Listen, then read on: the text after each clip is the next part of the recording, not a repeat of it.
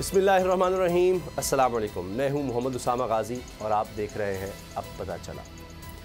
आज का प्रोग्राम हमारा रेगुलर प्रोग्राम, उस पर आने से पहले हम बात करेंगे सैयदना उमर फ़ारूक के हवाले से, क्योंकि यकम महरुल महराम के हवाले से जब बात की जाती है तो हम देखते हैं कि यहाँ पर हमारे इस्लामी कैलेंडर का आगाज़ भी हमें नज़र आता है कि कुर्बानी से ही होता है और इख्तिताम भी।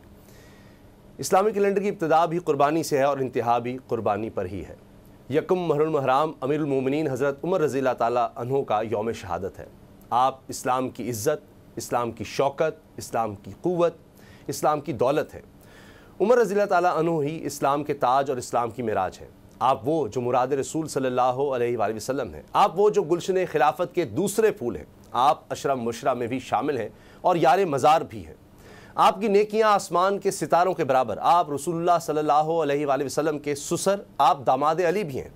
आप उमर यानी आबाद करने वाला, आप फ़ारूक आज़म यानी हक़ व बातिल में सबसे बड़ा फ़र्क भी हैं। आपके बारे में नबी करीम सल्लल्लाहु अलैहि वसल्लम ने इरशाद फरमाया कि मेरे बाद कोई नबी होता तो वो उमर रज़ी अल्लाह ताला अन्हो होते। फिर फरमाया कि उमर को देखकर शैतान रास्ता बदल लेता है। वही उमर रज़ी अल्लाह ताला अन्हो जिनके ईमान लाने के बाद मुसलमानों ने बबांगे दुहल खाना काबा में नमाज अदा की।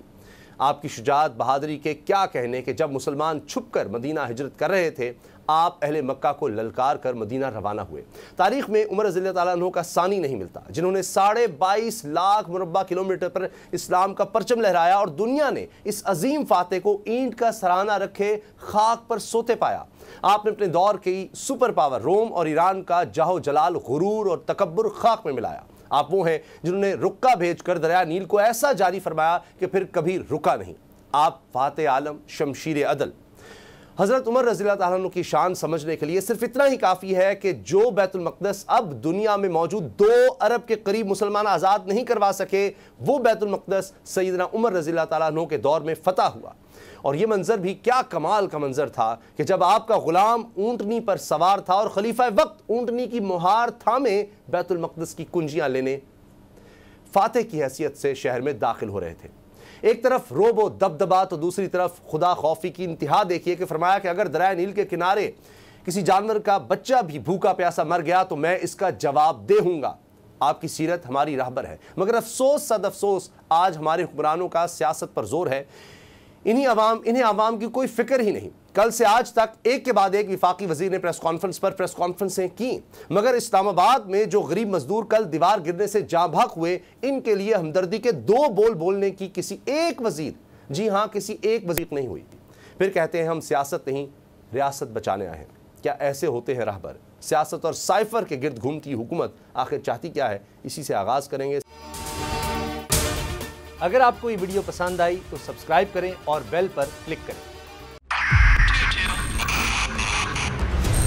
मोबाइल लोन एप्लीकेशन से कर्ज लेना आवाम के लिए अजाब बन गया। सूद की ज्यादती और धमकियां, शहरी ने अपनी जान ले ली। बोल ने दिया अपने आवाम का साथ, उठाई इस स्कैम के खिलाफ आवाज। जो है लोन देने के हवाले से फ्रॉड बन रही है और लोगों की जिंदगियों से और इनकी इज्जतों से भी खेल रहे हैं। तो मैं ये समझता हूँ यहाँ पे 2-3 बड़ी अहम चीज है। ये है कि ऐसी एप्स जो कि एक्सेस प्रोवाइड कर देती हैं टू दी कॉन्टैक्ट्स और उसके अलावा टू द गैलरी।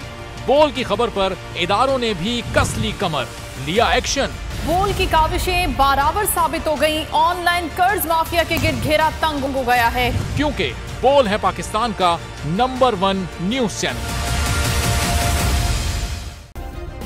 सब्सक्राइब करें और बेल दबाएं ताकि कोई खबर रह न जाए।